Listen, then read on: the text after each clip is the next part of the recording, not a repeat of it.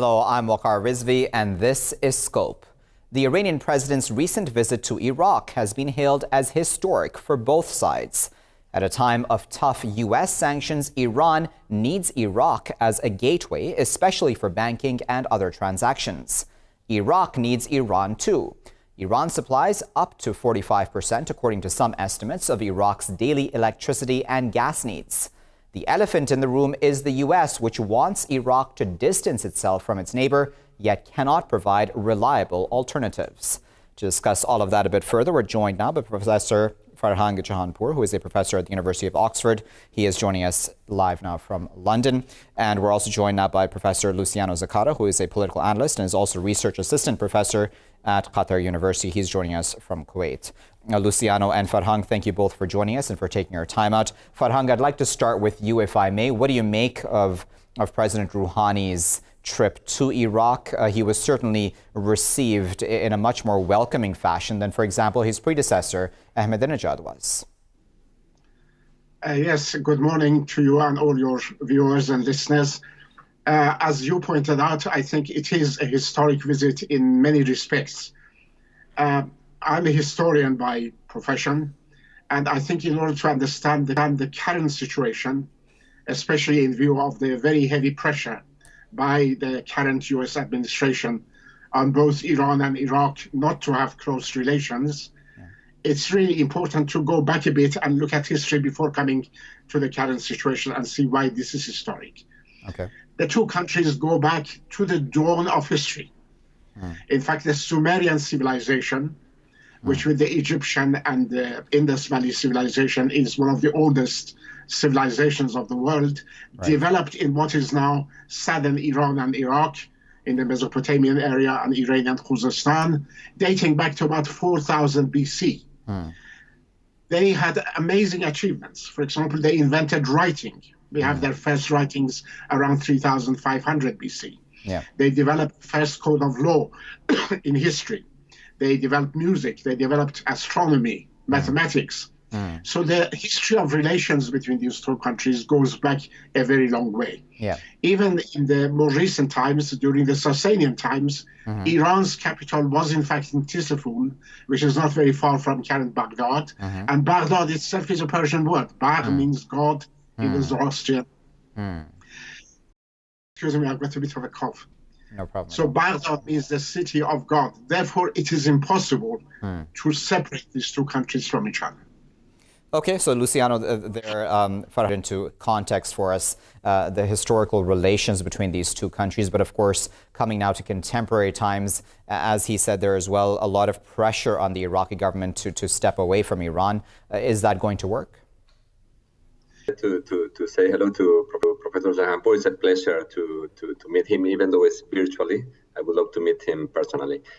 Of course, I don't think it's going to work, the pressure, because as was mentioned in the introduction, both countries need each other.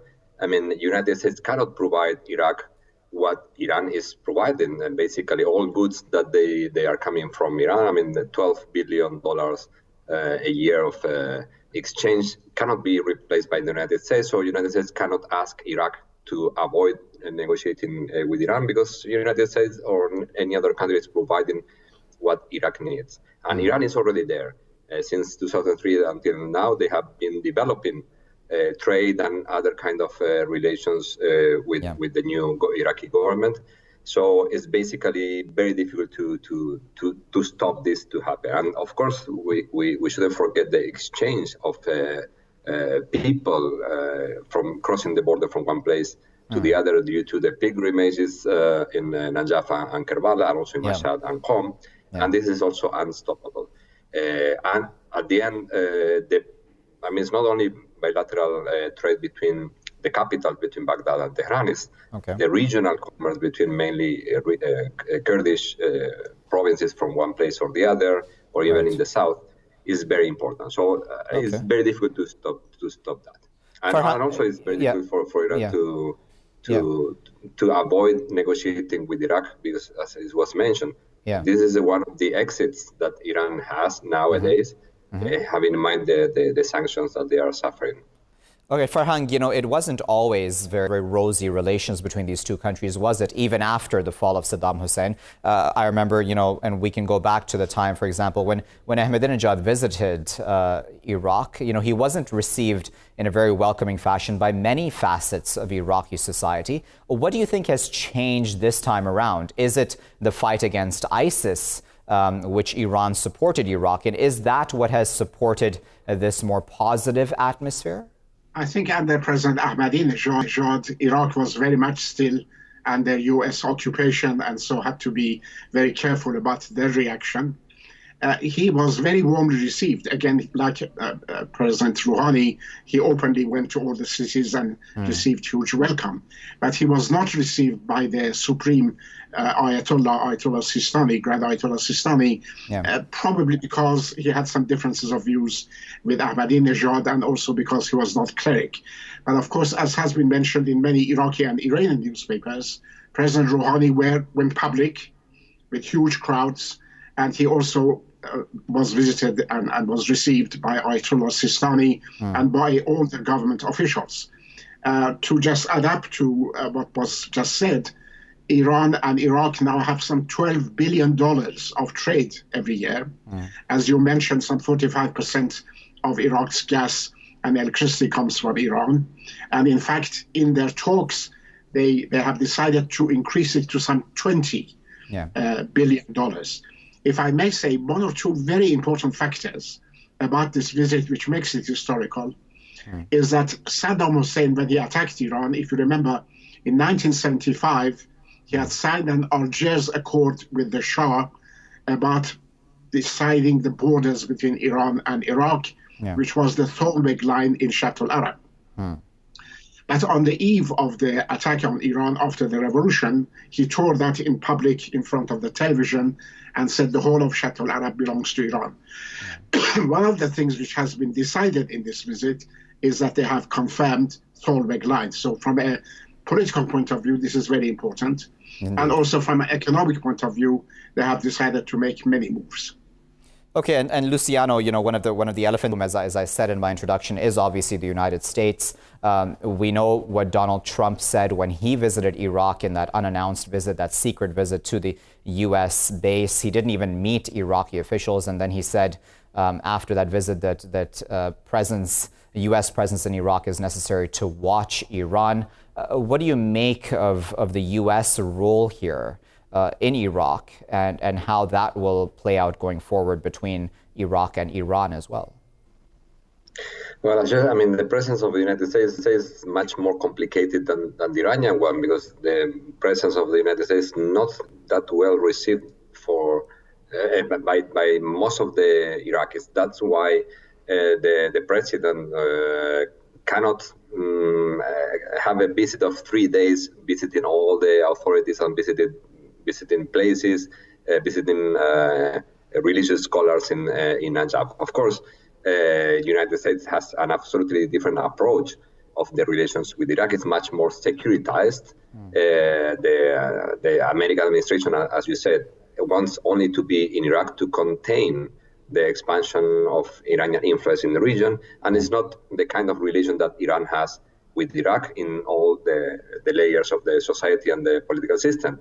So basically, I assume that sooner or later the presence of the United States will be required to reach to an end in all the levels, apart from the military cooperation that it will exist for long term, because of course the United States has economic interests there since 2005. The only objective for the United States since now would be only to make sure that their investments are safe and that Iran is not endangering those interests. Something that I don't think Iran is neither interested in put into consideration or in danger. Farhang, I wonder what point of view is on Trump's statement about watching Iran from Iraq, because Farhang, one of the aspects of the Iraqi government has been that there have been accusations in the past, at least with previous administrations in Iraq, that there have essentially been puppet governments of the United States. Do you agree with that, and what do you make of Trump's statement? No, as you know, as soon as President Trump made those remarks, all the Iraqi leaders, from different sections and factions strongly opposed it, and they said that America needs Iraqi permission to stay in Iraq, and the function of the Americans in Iraq is not to keep an eye on Iran. No, I don't think. I think this was just something for domestic purposes. America had tens of thousands of forces in Iran, and after 2003, there were many talks of actually wanting to attack Iran. Nothing came of it. So I think at the moment, with just a small number of forces, they really do not have any military function. May I just use this opportunity to say that I think it is in the interest, and has been, in the interest of foreign countries in the 19th century, of colonial and imperialist countries, and it has gone on right up to the present time, of divide and rule.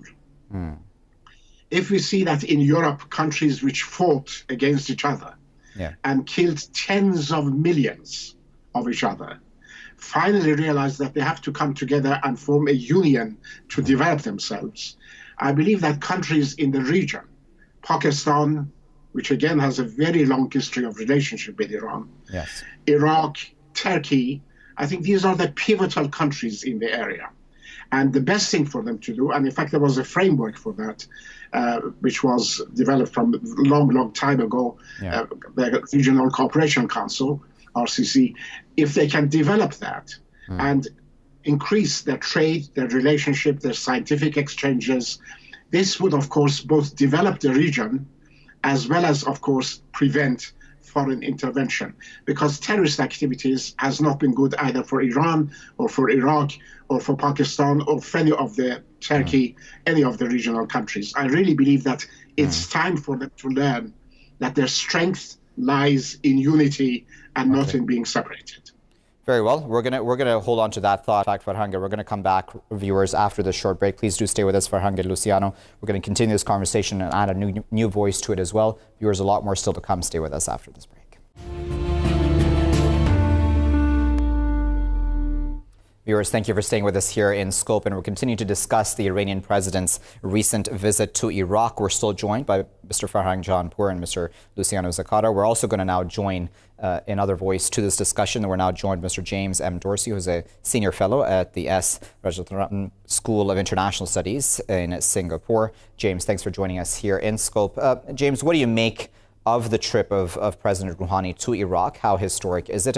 And can Iraq practically stand by Iran through these U.S. sanctions, do you think? It's a very important visit. First of all, of course, the Iran-Iraq relationship is very important.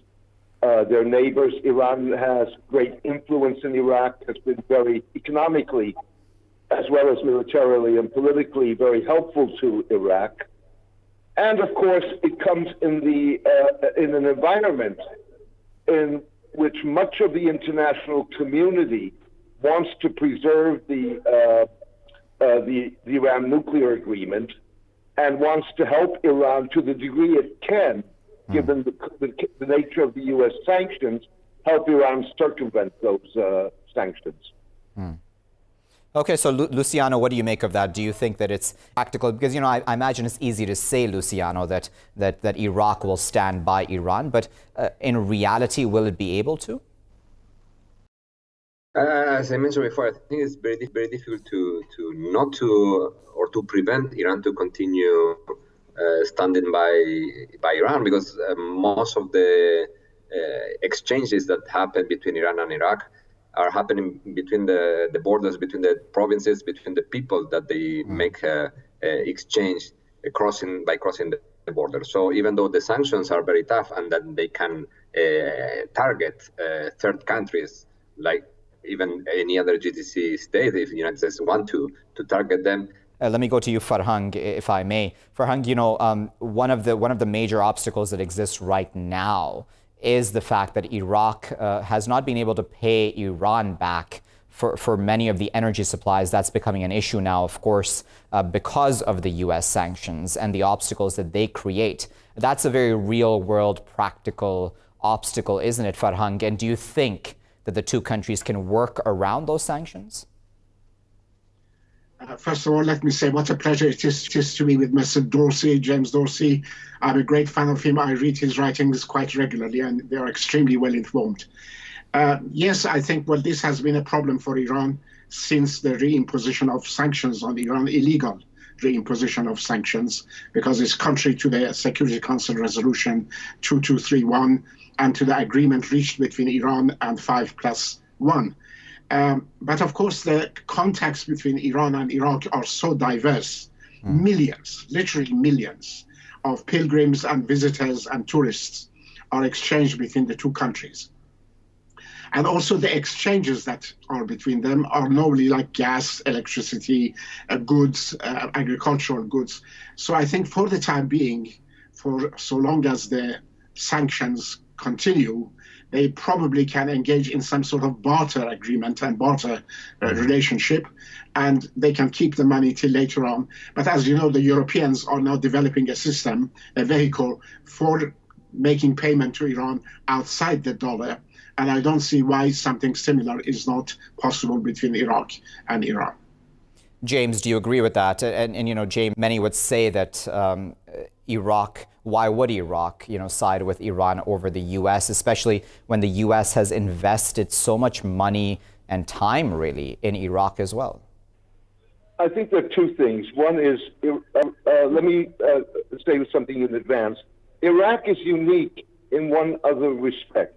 Okay. And that is that it is in Iraq that the Saudis, in terms of trying to confront Iran, are using soft power.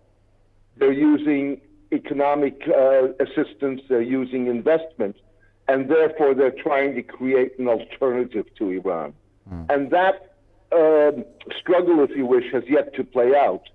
And I think that is the field of tension, if you wish, in which the Iraqi government will be maneuvering, because they'll want to balance the two. So that's very significant. Okay. I think that the Iraqis have an interest in, obviously keeping the Americans happy, but keep in mind that there's also a lot of criticism and resentment towards the United States in Iraq. The United States is not viewed unanimously as the liberator from Saddam Hussein. Yeah.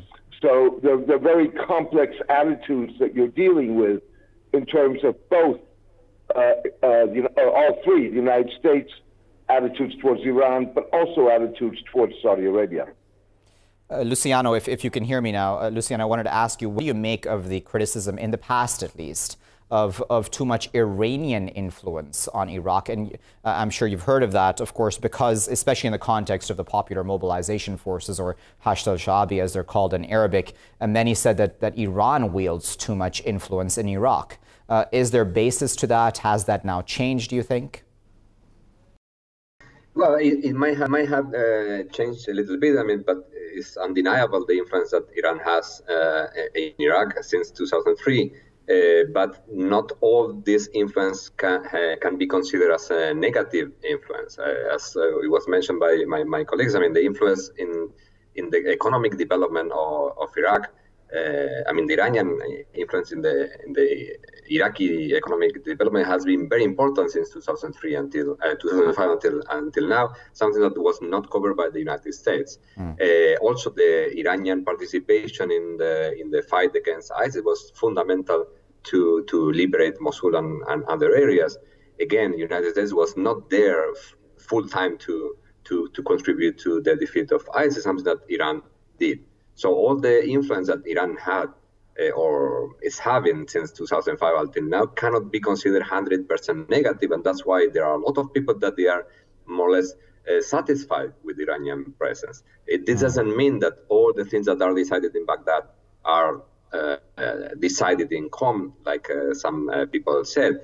But of course, Iran has this leverage like any other regional power that has a lot of influence in the region with a lot of supporters. But we have to bear in mind that al-Sistani in Najaf, which is a very influential figure in Iraqi politics, is not someone that can be considered a puppet or very loyal to Ali Khamenei. Is someone that has its own independence, and in terms of religious legitimacy, can be considered even in a higher level than Ali Khamenei. So I cannot see that the Iraqi religious and political establishment can be mentioned as absolutely puppets of Iran. Of course, we cannot deny the influence.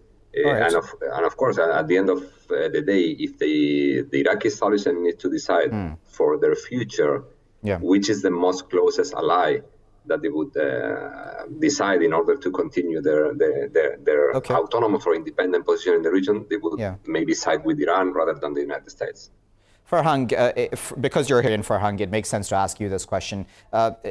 Going back to, if we may just for a moment, the Iraq-Iran war, Farhang, do you think that both countries have moved beyond the hard feelings, possibly on both sides of the border, but a lot of that on the Iranian side of the border to an extent? Do you think both have moved beyond that? And do you think that going forward, that when we talk about the people-to-people contact, that will be done in a completely positive atmosphere, even those who are not necessarily of the same sect, be they Sunni, Shia, or whoever?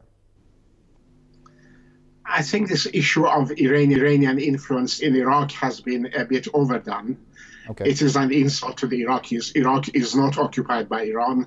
Iranian and Iraqis are friends. You are absolutely right that the war was devastating. It was initiated by Saddam Hussein. May I say it here too, by encouragement and prodding of some Western countries. There's no doubt about it. It has been established that he was put to it. And he received huge amounts, tens of billions of dollars from Persian Gulf states, especially Saudi Arabia, to fight. It killed hundreds of thousands of Iranians, including some with chemical weapons, and altogether nearly 1 million casualties, and destroyed Iran. So what Iran is interested in is to have friendly relations with Iraq. The difference between Iran and some other countries is that Iran has been invited. It walks among friends in Iraq at the moment. Both the Kurdish leaders and Iraqi leaders have actually said it, and it's not an Iranian boast, that had it not been for Iran's timely help, ISIS would have moved close to Baghdad and even to parts of the Kurdish area, to Erbil and so on. So yes, they regard Iran as a friend, as an important friend, as a powerful friend. And I think Iran's interest in Iraq is just to prevent the repetition of hostilities which went on under Saddam Hussein. As James was saying, there's a competition going on between Iran and Saudi Arabia. I think what regional countries can do, Iraq particularly, have been trying, and in Pakistan too, various leaders have been trying to bring these two countries closer. I believe it is in the interest of both Iran and Saudi Arabia and the whole GCC to try to establish closer relations, because this present hostility really will not lead anywhere and will not have a good result for either side. Okay, James, on that last point, and we just have about a minute left, James, give you the final word. Do you think Iraq is well placed to play the role of mediator in this region? For example, be it Iran, Saudi Arabia, or other such issues that may exist, disagreements that may exist. Is Iraq well placed to play such a role? I don't think anybody is well placed. First of all, you can lead a horse to the trough. He's got to do the drinking himself. Negotiations are successful when both parties feel that the alternative is too expensive. Certainly the Saudis at this point do not feel that. So with other words, whether or not they were sitting at a table, they have no incentive to truly negotiate. And I don't think that the United States could get them there, and I don't think that Iraq or Pakistan or whatever other country would try it at this point would be able to get them there. Very well. We'll leave there as our final word, but of course we appreciate all guests for their time, their analysis, and insight, of course, as they've spoken of here in this program. Let me thank them from the end there. We're joined by Mr. James M. Dorsey, Senior Fellow at the S. Rajatnam School of International Studies there in Singapore. We were also joined by Mr. Luciano Zakata, who is a Research Assistant Professor at Qatar University, and we were joined by Mr. Farhang Jahanpur, who is a Professor at the University of Oxford. We appreciate, of course, all of your time. Viewers, as our guests were talking about, this relationship between Iran and Iraq is a long-standing one. Of course, during the Saddam era, the relationship was not good. especially because of the Iran-Iraq war, the Iraqi-imposed war, I should say, as Farhang there correctly pointed out, with the support of many Western countries. But now we're seeing quite a significant shift to the positive between these two countries, especially since the fight of ISIS and Iran's support against ISIS in Iraq itself. We'll wait and see how all of this plays out, because obviously the shadow of the United States remains at this point, and its pressure on Iraq to remove itself from the axis of Iran remains. We'll keep a close eye on that here in The Scope, but I'll be back after a short break with our next segment. Stay tuned.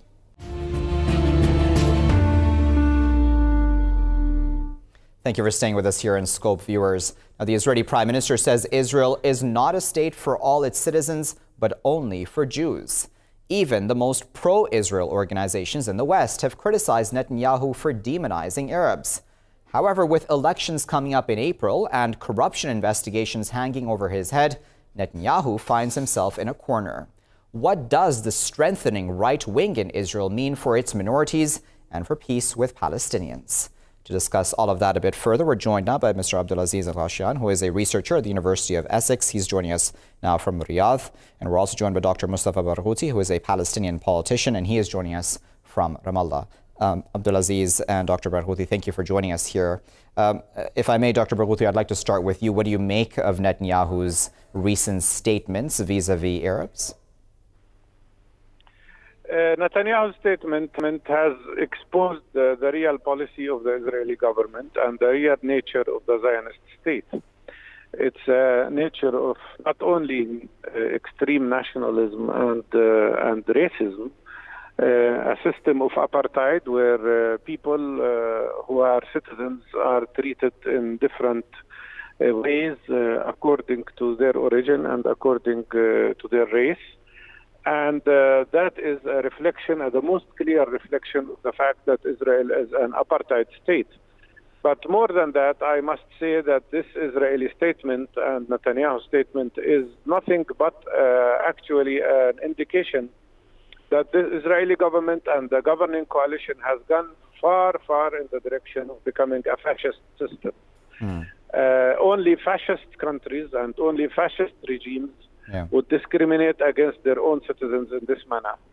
And in a way, this is another form of anti-Semitism that Netanyahu and the Zionist movement is practicing against Palestinians. And it should not be accepted, it should not be tolerated. And but this is the result of the fact that the United States is supporting Israel unequivocally and without any conditions, and is justifying Israeli measures one time after the other.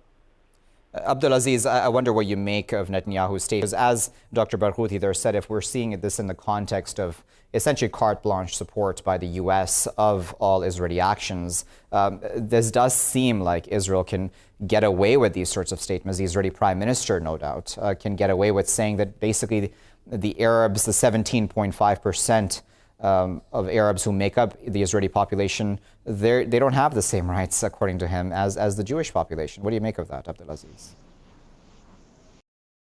Well, it's very, very unfortunate, because I think what this actually shows is that Netanyahu is also, and his coalition is also actually becoming a minority within Israel. That's how unpopular it's actually becoming now with these very anti-Arab sentiments.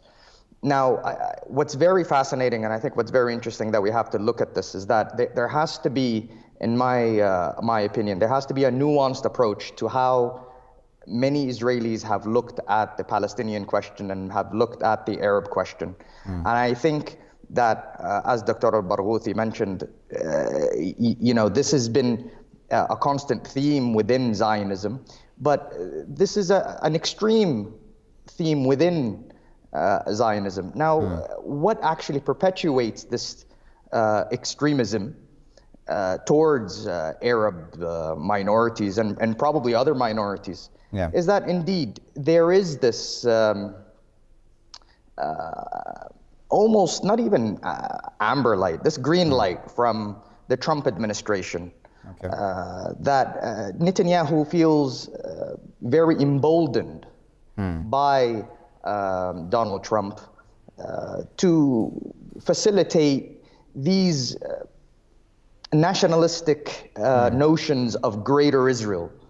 You know, and one of the aspects here that I think has to be mentioned as well is that you know, the United States is not indispensable. Many times Israeli politicians or prime ministers had to take into account what the United States reaction will be, and then the United States reaction will be towards Israel will be regarding or will be dependent on the Arab states and the Arab League's reactions.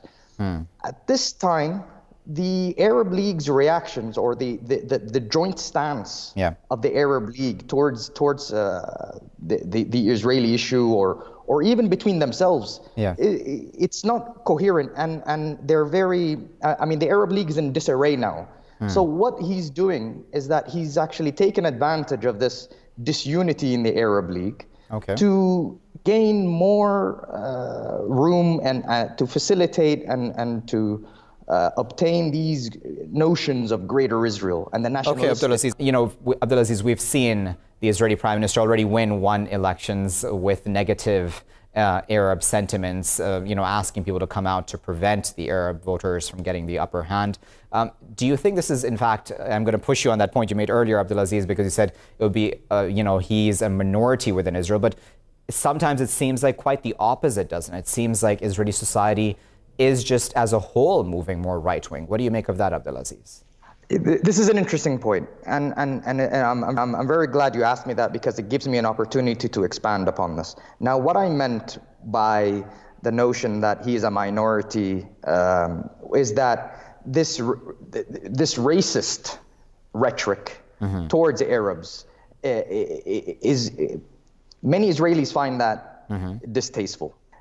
Firstly, in this regards, that when you talk about you know, perhaps the society is moving more right-wing. I think there's a trend of nationalism happening all over the world now. Nationalism is just on the rise all over the world. So I think that's what has to be mentioned as well. But in regards to the statements that I made about Netanyahu, I do think that there are many people in Israel that find these racist sentiments to be very distasteful, and they don't want someone, you know, they don't support that narrative. However, what they do support, and this is where Netanyahu is becoming very sly, or I mean, very, very pragmatic here, is that he's trying to correlate this racist rhetoric with the security rhetoric, right? And this is another thing that many Israelis look or agree upon,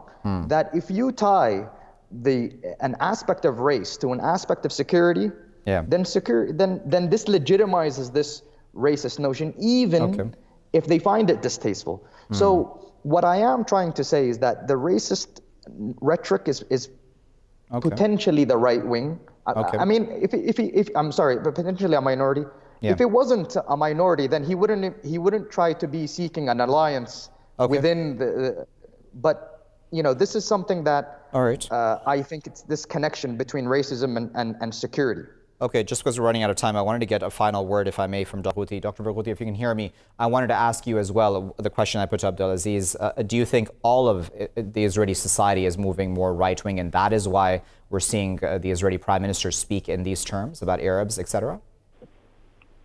Absolutely. I think the whole Israeli society has moved towards not only right-wing racism, but I'm sorry to say, to fascism. And I think Netanyahu is not in the minority. As a matter of fact, there is no big differences between Netanyahu and Benny Gantz, and both of them make more than 50% of the seats in the future parliament, plus no less than 25% of other seats who are even more extreme right-wing parties. So the whole Israeli society has moved and shifted to racism and to a system of apartheid. And by the way, Palestinians are not a minority in the land. Actually, they are a minority as Israeli citizens. Yes. But Israel is now governing the whole historic Palestine, and the number of Palestinians in the whole historic Palestine is larger than the Jewish Israelis. So practically, it's even worse. It's not just discrimination against minority, but it's a discrimination against the majority of the people who live on this land and who originally owned 90% of the land of this land. So this is the situation, this is racism, this is apartheid, and it should be fought immediately with total and complete boycott of the Israeli government. All right, we're going to say thank you now to Mr. Abdulaziz Al-Ghashian, researcher at the University of Essex, who is joining us from Riyadh. And we're also going to thank Dr. Mustafa Barghouti, Palestinian politician, who had been joining us from Ramallah. We're going to add another voice to this conversation, viewers. We're now joined by Mr. Gideon Levy, who is a journalist and author, and he's joining us now from Tel Aviv. Gideon, as we appreciate you taking your time out to join us here in the Scope to discuss this issue. Gideon, what do you make of Netanyahu's recent statements about Arabs? This is obviously not necessarily new coming from him, especially considering the last elections as well. What are your thoughts on that? Look, Netanyahu is a racist politician, but the problem is that the atmosphere in Israel is so racist, and he knows to use it for his own campaign. And I'm much more troubled by the values of the Israeli society rather than the expressions of the prime minister, because by the end of the day, if racism wouldn't have been so politically correct, if hating the Arabs wouldn't have been so popular, he couldn't make his declarations. So the problem is much deeper than Netanyahu, yes or no.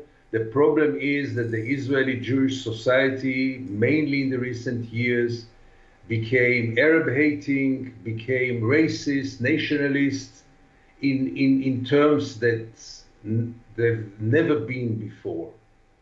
Gideon, I wonder what you make of what's been spoken about the divide between Israel, I should say, and American Jews, for example. We've had American Jewish organizations who are traditionally very pro-Israel criticize now Netanyahu on his recent statement. Is that gap growing, do you think? I think public opinion in the United States is going through a shift. We are just at the beginning, and hopefully this shift will get deeper, because by the end of the day, I'm afraid that the key to a change in the Middle East is still in the United States more than in the region. Now, the Jewish community is part of the public opinion in the States, and they turn very gradually, very slowly, from a blind automatic support in Israel's occupation to a more critical voice. But let's not exaggerate, because we are just in the beginning of this process. And you know, the Israeli propaganda is extremely efficient. And also, I must say, the American Jewish community, and mainly the establishment, is still very, very deeply pro-Zionist. And therefore, we shouldn't have any illusions. By the end of the day, in a moment of crisis, they will always support Israel. But maybe we are facing a beginning of a shift. And then, Gideon, for a moment, I wanted to go to the argument that, you know, we went through this sort of discussion or two, didn't we, around the world about the nation-state law, for example. And at that time, to the argument from the supporters of such laws was that, listen, we're just boosting Israel's Jewish identity. That doesn't mean that we're going to be discriminating against minorities, be they the 17.5% Arab population who would identify as Israeli Arabs. Do you agree with that? Do you think it's okay for Netanyahu to say such things in the context of the fact that Israel identifies as a Jewish state? Israel has the right to identify itself as a Jewish state, but it has no right to be declared as a democracy while ignoring equality, ignoring the full rights of the Palestinian Israeli citizens. And above all, look, even both of us, we are talking now only about Israel, the sovereign Israel. But under the rule of Israel, there are another 4.5, 5 million people without any rights, namely in the West Bank and in Gaza. Their voice is even not considered to be listened. So by the end of the day, this law should not be underestimated. It is a legal infrastructure for an apartheid state, not less than this. I don't use this word often, But when you look at the law, you see that it's the first time that Israel declares itself as an apartheid state, declares the privileges of the Jewish majority in the law, which in many ways has also advantages, because now the world can look at Israel in different eyes. Here, Israel declares itself as an apartheid state. There's no other way to see it. Yeah. So then I'm wondering, Gideon, as a final thought then, what do you make the deal of the century, as Jared Kushner and the Trump administration like to call what they're going to present for peace between Israelis and Palestinians, with a sort of attitude now that we've seen on the part of the Israeli government? Is peace even really possible in such an atmosphere? Unfortunately not, and I say it with a lot of pain. The chances are no chances, because by the end of the day, don't forget that we went through so many American peace plans, which by the end of the day came to the same conclusions and were never implemented. And the matter of fact is that as long as pressure will not be put on Israel, Israel will not move toward any kind of peace, justice, equal rights, Palestinian state, you name it. And I don't see this pressure coming from Donald Trump. He would be the last president I would expect to really get into it seriously and to really do what is needed. And what is needed is putting pressure on Israel to put an end to the occupation. No American president did so. Why would Donald Trump do so? Indeed. We'll leave that as a final thought then, Gideon, but of course we appreciate your time out to share your insight and thoughts with us. That was Gideon Levy, journalist and author, speaking there from Tel Aviv via Skype. Now, viewers, as all of our guests, even Abdulaziz and Dr. Barghouti, that said earlier on, this is a reflection of now Israeli society. And the Israeli government is only moving in the direction the society is moving in as well. And that, of course, is a worrying trend. We'll keep a very close eye on that situation there in the occupied territories here in the scope, but I'll leave it there for now. I've been Waqar Rizvi. Thanks for watching.